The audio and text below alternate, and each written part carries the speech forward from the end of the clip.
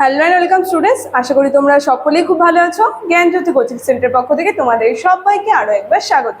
তো আমি মীরা ম্যাম, আমি আজ তোমরা যারা যারা বর্ধমান ইউনিভার্সিটির আন্ডারে পড়ছো, তোমাদের সেকেন্ড সেমিস্টার বেঙ্গলি যে সিলেবাস রয়েছে মাইনর পেপারে, সেই বেঙ্গলি সিলেবাস থেকে আজ যেই টপিকটি নিয়ে আমি আলোচনা করব, দেখবে তোমাদের সিলেবাসের প্রথম যে রয়েছে টপিকটা, সেটা হচ্ছে বাংলা সাহিত্যের ইতিহাসে যে যুগ বিভাজন রয়েছে, সেই যুগ বিভাজন সম্পর্কে কিন্তু আজ আমি আলোচনা করব। বাংলা সাহিত্যের ইতিহাসকে কটি ভাগে বিভক্ত করা হয়, কি কি, সেগুলো কিন্তু আমি সংক্ষিপ্ত আকারে তোমাদের সঙ্গে আলোচনা করব। তো অবশ্যই ভিডিওটি শুরু থেকে শেষ অবধি দেখার চেষ্টা করবে, ঠিক আছে? দেখো,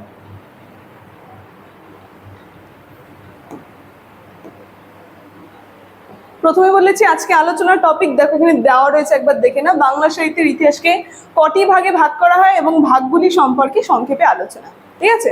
দেখো, প্রথমে আমরা দেখে নিই বাংলা সাহিত্যের ইতিহাস। এই বাংলা সাহিত্যের ইতিহাসকে তিনটি ভাগে বিভক্ত করা হচ্ছে।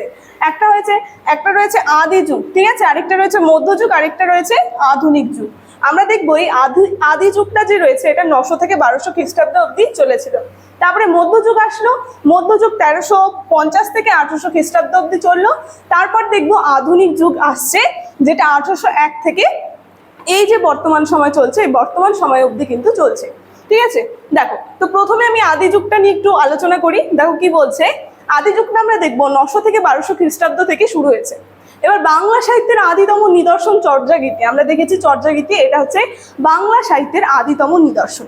তো কি বলা হচ্ছে যে খ্রিস্টীয় 10ম থেকে দ্বাদশ শতাব্দীর মধ্যে সহজিয়া সিদ্ধাচার্যরা তাদের সাধন পদ্ধতি 1000 বছরের পুরনো বাংলা ভাষায় বৈধ গান বা দোহা লিপিবদ্ধ করে গেছে।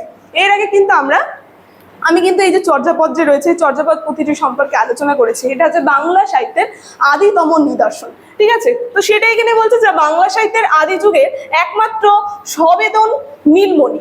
তবে দেখবে অনেকেই অনুমান করেন যে এই সময় ময়নামতির গান এবং ডাক, খনার বচন, শূন্য পুরাণ ইত্যাদি লোকগান কথা সমূহ কিন্তু রচিত হয়েছে। আমরা দেখবো ময়নামতির গান, তারপরে খনার বচন, এগুলো কিন্তু আদিতম নিদর্শন বাংলা সাহিত্যের। এই সময় কিন্তু এগুলো হয়েছিল।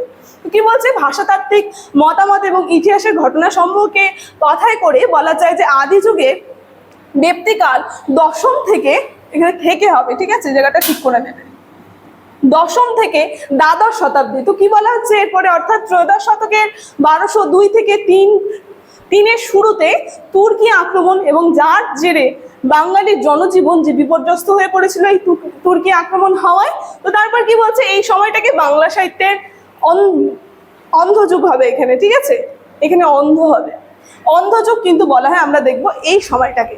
তো কি বলছে, তবে এটা মানতে হবে যে সাহিত্য রচনার পরিসর তৈরি হচ্ছিল সেই সময়, এবং তা না হলে মধ্যযুগের সূচনা কিন্তু হঠাৎ করে হওয়া সম্ভব হতো না। সেই সময়ের পর থেকে, সেই অন্ধযুগের সময়ের পর থেকে কিন্তু আমরা দেখবো বাংলা মধ্যযুগের যে রয়েছে, বাংলা সাহিত্যের মধ্যযুগে কিন্তু সূচনা হলো। দেখো, এবার আমি মধ্যযুগ সম্পর্কে একটু বলি। আমরা দেখবো মধ্যযুগের সময়টা 1350 থেকে 1800 খ্রিস্টাব্দ অব্দি চলছিল। তো কি বলছে, তুর্কি আক্রমণের রেশ পায় 1201 থেকে 1350, 2 শতাব্দী ধরে চলছিল। তারপর বলছে সেই কারণেই এই শতাব্দীর বাংলা সার্বিক পরিস্থিতি অর্থনৈতিক, রাষ্ট্রিক, ধর্মীয় সাহিত্যের রচনার ক্ষেত্রে বিপন্ন হওয়ায় এই সময় যুগোপযোগী সাহিত্যের রচনা হয়নি। এরপর চতুর্দশ শতাব্দী মাঝামাঝি সময় সমাজ স্থিতিশীল, শান্ত হয়। মানে আমরা দেখব এই যে তুর্কি আক্রমণ যে হলো, সেই সময় তুর্কি আক্রমণের পরে সেই অনেকটা সময় ধরে কিন্তু বাংলা সাহিত্যের কোনো নিদর্শন পাওয়া যায়নি সেরকম। তারপর কিন্তু বাংলা আবার একটা নতুন ধারায় কিন্তু আসলো। সেই যুগে আমরা দেখবো এই মধ্য সাহিত্যের যুগ চলছিল। এরপরে একে মধ্যযুগের নানা কাব্য রচনায় রাজরাজাদের যে পৃষ্ঠপোষকতা কিন্তু রচিত হতে থাকলো।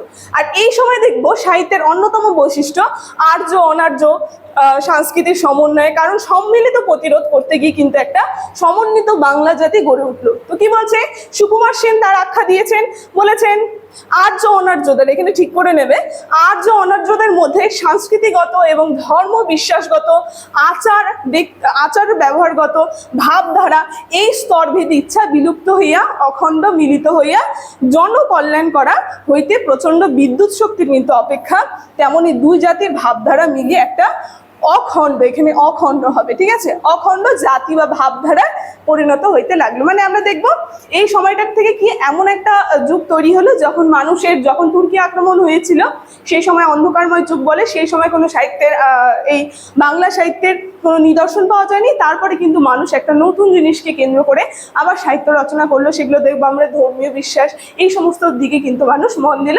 আর এই বিভিন্ন রচনার মধ্যে দিয়ে দুই জাতির মধ্যে কিন্তু মিলবন্ধন ঘটাবে, ঠিক আছে। দেখো এরপর আমরা দেখব এই যুগের আদি পর্বে আদিতম সাহিত্যিক নিদর্শন হিসেবে বলা যায় বড়ু চণ্ডীদাসের শ্রীকৃষ্ণ কীর্তন কাব্য। এই যে শ্রীকৃষ্ণ কীর্তন কাব্য যে রয়েছে, শ্রীকৃষ্ণের অলৌকিক লীলা, এই সমস্ত বিষয়, ধর্মীয় বিষয়কে কেন্দ্র করে মানুষ কিন্তু নিজেদের যে সাহিত্যগুলো রয়েছে বাংলা সাহিত্যে নিদর্শন করা কিন্তু শুরু করলো। তো বলছে সমসাময়িক সময় অনুবাদ সাহিত্য, তারপরে রামায়ণ, মহাভারত, ভাগবত, তারপরে আমরা দেখবো মঙ্গল কাব্য, মনসা, চণ্ডীমঙ্গল, ধর্মমঙ্গল, এই সমস্ত কিন্তু কাব্যগুলি কিন্তু আবিষ্কার করে শুরু হলো। তো কি বলছে বৈষ্ণব পদাবলী, এখানে বৈষ্ণব হবে, ঠিক আছে, এই জায়গাটা ঠিক করে নেবে। বৈষ্ণব পদাবলীর লেখালেখিগুলো এই সময় থেকে চলছিল। তারপর বলছে পদাবলী, এই বৈষ্ণব পদাবলীর শাক্ত পদাবলীর সূচনা সপ্তদশ শতক থেকে চৈতন্যদেবের আবির্ভাব এবং মধ্যযুগের এক অবিস্মরণীয় ঘটনা। তাই সেদিক থেকে আমরা বলতে পারি মধ্যযুগকে আবার তিনটি ভাগে বিভক্ত করা হচ্ছে। আমরা দেখব যুগের তো তিনটি বিভাজন হচ্ছে, তার সঙ্গে মধ্যযুগটা আবার তিনটি ভাগে কিন্তু বিভক্ত করা হচ্ছে। একটা রয়েছে চৈতন্য পূর্ববর্তী যুগ, মানে চৈতন্য জন্মের সময়ের আগে, ঠিক আছে। তারপরে রয়েছে চৈতন্য সমসাময়িক যুগ, মানে যেই সময় চৈতন্য রয়েছে। তারপরে আমরা দেখব চৈতন্যের পরবর্তী যুগ, চৈতন্যর পরবর্তী সময় কিন্তু এই যুগটার কথা বলা হয়েছে। তো কি বলছে, আমি মধ্যযুগটা বলে দিলাম, এখন আধুনিক যুগটা নিয়ে একটু সংক্ষেপে বলি। দেখো বলছে 1801 থেকে এই যে বর্তমান সময় চলছে, এই সময়টা হচ্ছে বাংলা সাহিত্যের আধুনিক যুগ। তো এই আধুনিক যুগ সম্পর্কে বলেছে কেবল ব্যক্তিত্ব অর্জন নয়, ব্যক্তিত্বের মুখোমুখি দাঁড়াবার সামর্থ্যই আধুনিকতা, ঠিক আছে। 1800 খ্রিস্টাব্দ থেকে বাংলা সাহিত্যের আধুনিক যুগের সূচনা এবং আধুনিকতার মূল লক্ষণ কিন্তু আমরা দেখব। বলছে অমিত এবং বিশুদ্ধ মানবিক কৌতূহল, যার সূচনা ইংরেজ মিশনারি ফোর্ট উইলিয়াম কলেজ। এবারে আধুনিক যুগটা আমরা দেখব এই যে কোথা থেকে তৈরি হলো, 1801 থেকে এই যে ফোর্ট উইলিয়াম কলেজে মিশনারিরা প্রতিষ্ঠা করলো, ঠিক আছে। এখান থেকে আমরা দেখব বাংলা সাহিত্যের একটা আধুনিক যুগের কিন্তু সূচনা হলো। ফোর্ট উইলিয়াম কলেজ রয়েছে, যে কলেজের প্রতিষ্ঠার মধ্যে দিয়ে ব্যাপকতা পায়, বলছে মুদ্রণ যন্ত্রের প্রচলন, তারপরে বাংলা লিপি সংস্কার, এই সমস্ত কিন্তু আধুনিকতার আমরা দেখব সঞ্চার ঘটে বাংলা সাহিত্যে। তো গদ্যের বিকাশ, সংবাদপত্র, সমসাময়িক পত্র প্রকাশের মধ্যে দিয়ে আধুনিক যুগকে কিন্তু নির্দেশ দেয়। তো বলেছে গদ্যে রামমোহন রায়, বিদ্যাসাগর, মধুসূদন, বিহারীলাল, উপন্যাসে বঙ্কিমচন্দ্র আধুনিক যুগের কিন্তু মানব সত্তা প্রতিষ্ঠা করে। তো কি বলেছে, সময় নিয়ে মর্জি নিয়ে সুদীর্ঘকাল কিন্তু সাহিত্য সাধনা বিশ্বের দরবারে বাংলা সাহিত্যের বৈচিত্র্য এবং বৈশিষ্ট্যতা কিন্তু উন্মোচন করে রবীন্দ্রনাথ ঠাকুর, ঠিক আছে। আজ এই বাংলা সাহিত্যের যুগ বিভাজন, বাংলা সাহিত্যের ইতিহাসের যে যুগ বিভাজন রয়েছে, এই সম্পর্কে আলোচনা আমার এতটুকুন ছিল। আলোচনাটি আমি এখানেই শেষ করছি। তবে শেষ করার আগে তোমাদের সঙ্গে একটা গুরুত্বপূর্ণ ইনফরমেশন আমি জানিয়ে দিয়ে চাই। দেখো স্ক্রিনে তোমরা দুটো নাম্বার দেখতে পাচ্ছ, এই নাম্বার দুটি হচ্ছে আমাদের Gyanjyoti coaching center official helpline number. এখানে তোমাদের সমস্ত সাবজেক্টের নোটস দেওয়া হয়, তার সঙ্গে প্রত্যেকটা সাবজেক্টের অনলাইনে ক্লাস করানো হয়। তো তোমরা যদি আমাদের সঙ্গে যুক্ত হতে চাইছো তাহলে দেরি না করে যে কোনো একটি নাম্বারের সঙ্গে যোগাযোগ করে আমাদের সঙ্গে যুক্ত হয়ে যাবে। ভিডিওটি শুরু থেকে শেষ অবধি দেখার জন্য থ্যাংক ইউ।